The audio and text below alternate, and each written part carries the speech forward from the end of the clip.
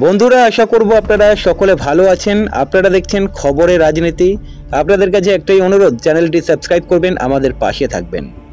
বন্ধুরা, আপনারা দেখেছেন 3রা নভেম্বর থেকে যে ইনসাফ যাত্রা শুরু হয়েছে, আজকে 47 দিনে পা দিয়েছে, 48 দিন পা দেবে আগামীকাল। আর এই ইনসাফ যাত্রাতে আপনারা দেখেছেন মানুষের উপচে পড়া ভিড় এবং সাথে দেখেছেন মীনাক্ষী মুখার্জির জনপ্রিয়তা। সাধারণ মানুষ বলতে শুরু করে দিয়েছে আগামী দিনের মুখ্যমন্ত্রী মীনাক্ষী মুখার্জি।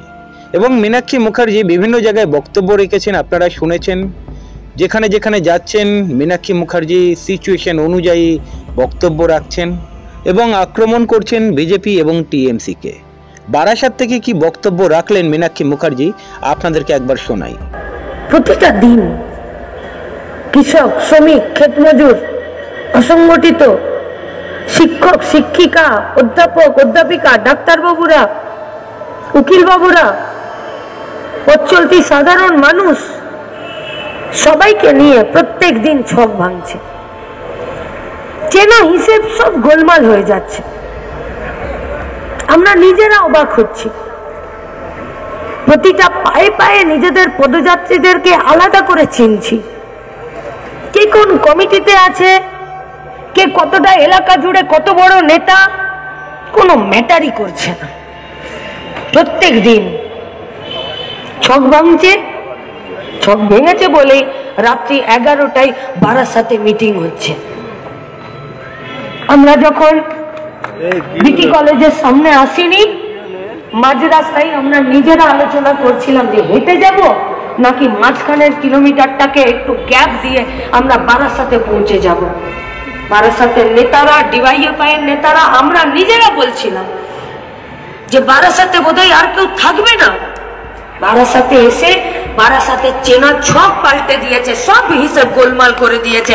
ইনসাফের দাবিতে মানুষ রাস্তায় আছে, ছক পাল্টে দিচ্ছে।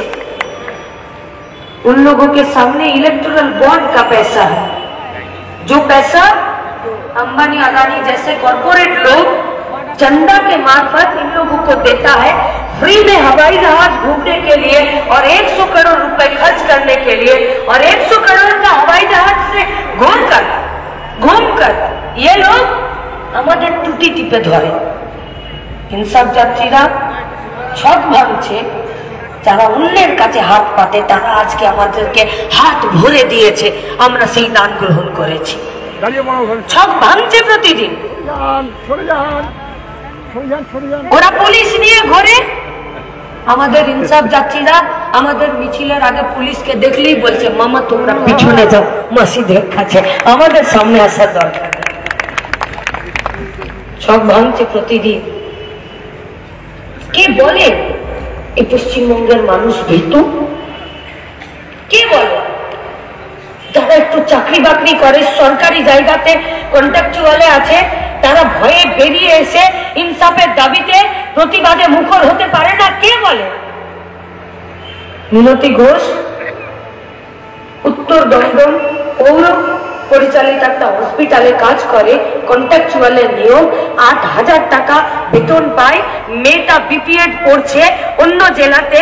সে এসে ওই হাজার হাজার লোকের সামনে অন ক্যামেরা সাহসের সাথে বলে গেল যে আমার 8,000 টাকা ওরা দেয়নি, ওরা 1.5 মাস পার হয়ে যাচ্ছে, তারপরে আমাকে 4,000 টাকা দিচ্ছে।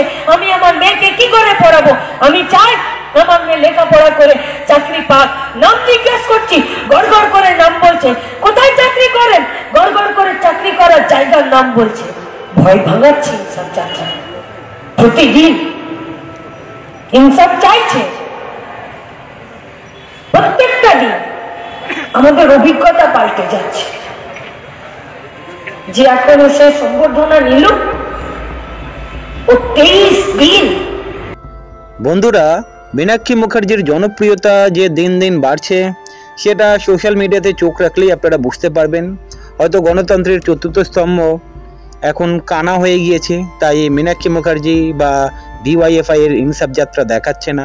গরিব মানুষের দাবি নিয়ে যখন রাস্তায় নেমেছে, প্রায় 2 মাস রাস্তায় হাঁটবে, আর এই ইনসাফ যাত্রা যখন এই স্ট্রিম মিডিয়া দেখাচ্ছে না, বুঝে নিতে হয় কানা হয়ে গিয়েছে। যাই হোক, ছোট ছোট ইউটিউবার আমাদের মতো এবং ফেসবুক পেজের মাধ্যমে ইনসাফ যাত্রা ছড়িয়ে পড়ছে মানুষের মধ্যে এবং মানুষের মুখে মুখে আজকে দেখুন জনপ্রিয় হয়ে উঠেছে মীনাক্ষী মুখার্জি। মীনাক্ষী মুখার্জির হিন্দি বাংলা মিলিয়ে যেই বক্তব্য আপনাদের কেমন লাগে কমেন্ট করতে ভুলবেন না। ভালো থাকবেন।